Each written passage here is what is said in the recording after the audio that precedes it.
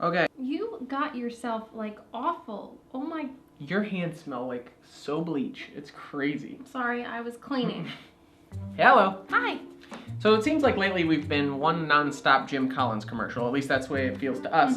Somehow he's worked his way into almost every one of our videos. Because he has a lot of good things to say. Yes, he does. And today is no different.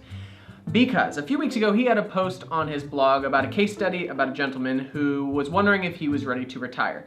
And I'll leave the details for you to read on his blog, but the thing that was interesting to me was that he had over $400,000 in cash sitting in a bank account, wondering what to do with. Jim's advice was to invest the cash into Vanguard's Total Stock Market Index Fund and Total Bond Index Fund, with an allocation that he was comfortable with. The surprising part was he said to do it in one lump sum. Now that shouldn't have been surprising because it makes most financial sense to lump sum invest instead of dollar cost averaging. But basically it works like this. When you have a lot of money to invest, you have two options. You can invest it all at once, which is called lump sum investing, or you can break it up into smaller pieces and invest it over many months or even many years. This is called dollar cost averaging. The problem is that dollar cost averaging in its purest form is a form of market timing. You break up your investment with the fear that tomorrow the stock market could go down. And what's worse is that the Vanguard study found that 67% of the time, it was more profitable to lump sum invest rather than dollar cost average. Now we're not here today to debate the pros and cons of dollar cost averaging.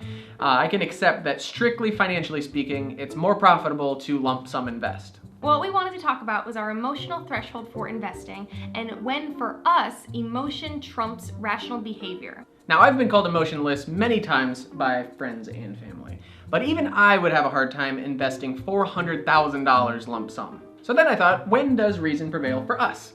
And personally, I think I landed on $100,000. I don't know about you, because I thought, okay, I have to invest $50,000. Am I okay with lump sum investing that much? Yes. $75,000, no problem. $95,000, okay, yeah, I can do that. $100,000, I go, maybe not. What about you?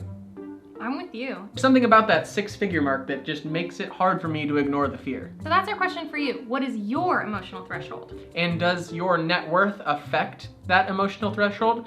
So is it twice as easy for someone with a $2 million net worth to invest $100,000 as it is for someone with a $1 million net worth? Let us know. We also personally need to keep in mind that everyone's personal threshold is very different. So for example, when Lindsay was asking us how to invest $10,000, for us, that's a no-brainer to invest lump sum. But for her, that could have a much bigger impact on her emotionally if tomorrow the stock market were to take a plunge. Towards the end of his post about all the problems with dollar cost averaging, Jim has a paragraph that really hit us where it hurts. If you're just too nervous to follow this advice and the thought of the market dropping shortly after you invest your money will keep you up at night, go ahead and DCA. It won't be the end of the world. But it will also mean that you've adjusted your investing to your psychology rather than the other way around. Damn it, Jim. Bye. That's it? Yeah. So we're ending on? Yeah. No, like, goodbye? Yeah. Okay.